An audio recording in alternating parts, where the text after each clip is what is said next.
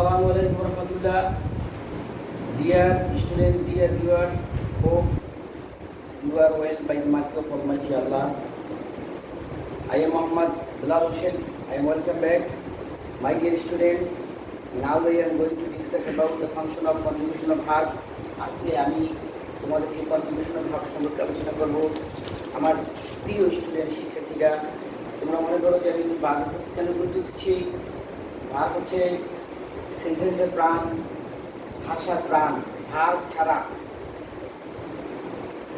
ছাড়া কথা হবে না, ভার্ব ছাড়া সেন্টেন্স হয় না। এটা to make an ideal sentence you must identify verb.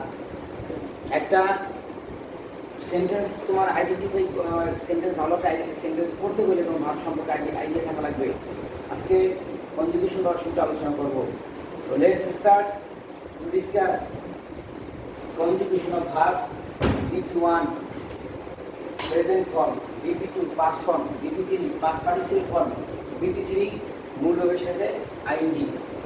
Dear students, এখানে লক্ষ্য করো BP1 হলো মূল ভাবের প্রেজেন্ট ফর্ম, আর এখানে BP2 টা পাস্ট ফর্ম, আর BP3 past participle form, BP3 মূল ভাবের সাথে ing। তাহলে আর কথা নেই, আমি বুঝিয়ে দিচ্ছি। দেখো ডিয়ার স্টুডেন্টস, এখানে তোমরা লক্ষ্য করে দেখো, say present form, say past form, say past participle form, say say ing, saying হলো প্রেজেন্ট পার্টিসিপল, অর্থাৎ কখনো কখনো এটা অ্যাডজেক্টিভের কাজ করে।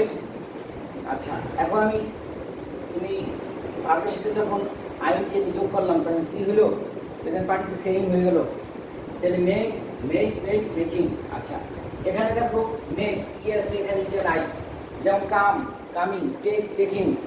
যখন কোনো ভার্বের শেষে ই থাকে, ওটার সাথে যখন আইন যোগ করবো, তখন আইন যোগ করলে ইটা উঠে যায়, টেকিং। আচ্ছা, সিং মানে কি? গান করা। সাং, সিঙ্গিং। তাহলে এই স্যাং কি হবে? Past form. আর সাং কি হবে? Past participle form. ডিড, ডান। এই যে ডুইং হচ্ছে প্রেজেন্ট পার্টিসিপল ফর্ম। রাইস, রোজ, রাইজিং।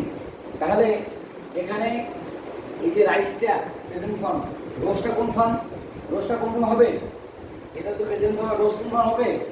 Past form. রোজ কোন ফর্ম? Past form. আর রাইজিং কি? Past participle form. রাইজিং কোন ফর্ম? Past participle form. আর রাইজিং প্রেজেন্ট পার্টিসিপল ভার্বের সাথে আইএনজি। কারণ কি? ভার্বের সাথে কি যোগ করছি? আইএনজি যোগ করছি। এভাবে বাই, বট, বাইং। আবার বাইয়ের সাথে যোগ করলে কি হয়ে যায়? বায়ার হয়ে যায়। কিছু বিষয় আছে, ওয়ার্কার হয়ে যায়, তখন নাউন হয়ে যায়। লার্নিং। তাহলে এখানে লার্ন কোন ফর্ম? Past form. লার্নটা কি? Past participle form. রানিং কি? BP1 প্লাস কি যোগ হয়েছে? আইন যোগ হয়েছে। ক্যাচিং। ক্যাচের সাথে কি যোগ করছি? আইন যোগ করছি। লাভিং। পরে লাভের সাথে কি যোগ করছি? আইন যোগ করছি। লাভের সাথে আইন যোগ করে কি হবে? প্রেজেন্ট পার্টিসিপল, BP1 প্লাস আইন। আচ্ছা, এখন মূল বিষয়টা হচ্ছে এই যে ভার্ব, এই ভার্বটা কখন এটা সেই হবে? যখন এটা আমি পাস্ট টেন্সে করবো। কারণ টেন্সের একটা বিষয় আছে এখানে, প্রেজেন্ট টেন্স, পাস্ট টেন্সের একটা বিষয় এবং ফিউচার টেন্সের একটা বিষয় আছে। টেন্স অনুযায়ী সেন্টেন্সের অতি বর্তমান অবস্থা অনুযায়ী এই ভার্বের অবস্থা চেঞ্জ হয়। তাহলে আমি এই ভার্বগুলো যদি আমি ভালো করে আইডেন্টিফাই করতে পারি, আমি right form of verb, narration, voice change, অন্যান্য যে গ্রামারগুলো সেগুলো সহজে সলভ করতে পারবো। ডিয়ার ভিউয়ার্স, যদি তোমরা আমার কথাগুলো বুঝো, অবশ্যই লাইক, কমেন্ট করবা, শেয়ার করবা, সাবস্ক্রাইব করবা, ভালো থাকবা। একটা কথা সবসময় মনে রাখবা, যদি ভার্ব সম্পর্কে তোমার ভালো আইডিয়া নেওয়া হয়, তুমি রিডিং, রাইটিং, স্পোকেন, লিসেনিং কোনটা ভালো করে পারবা না। সুতরাং practice more and more, because practice makes a man perfect. আরেকটা কথা না বললে হয় না। দেখো